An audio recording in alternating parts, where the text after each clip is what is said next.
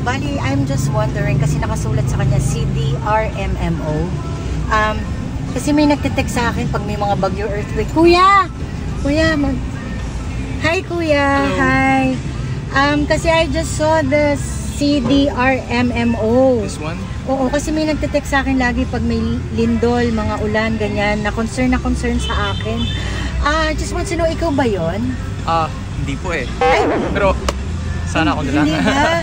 Yeah. Mas kala ko ikaw yun. My name is Mommy Star. Ay, my name is Rich po. Hi, Rich. Hello. Siguro I'm Star. rich ka din sa pagmamahalan na. Sana nga. Anyway, thank you for warning us pag may mga calamities tayo.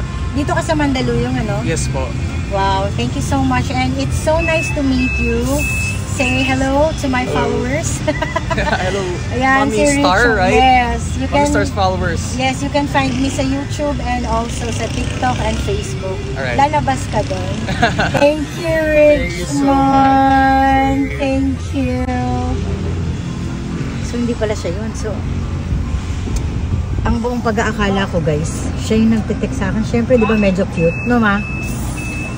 Medyo cute siya. So, parang na-curious lang ako na baka sakali siya yung nagtitext. Mali pala. Anong masasabi mo, ma? Nawang mali tayo doon, ano? Kaya tinanong ko lang talaga for assurance na baka siya yun or hindi. Anyway, buti na yung nagtatanong tayo, guys. Huwag mahihiyang magtanong, di ba? Kapala ng mukha lang. Huwag mahihiyang magtanong. Yeah, at least concerned citizen. Dito siya sa Mandaluyong. Unilab lang. Naging Unilab. Ano ba? CDRRMO tayo. Yung lagi nagtitext sa akin. Bye for now, guys. Thank you for watching my kalokohan. Bye.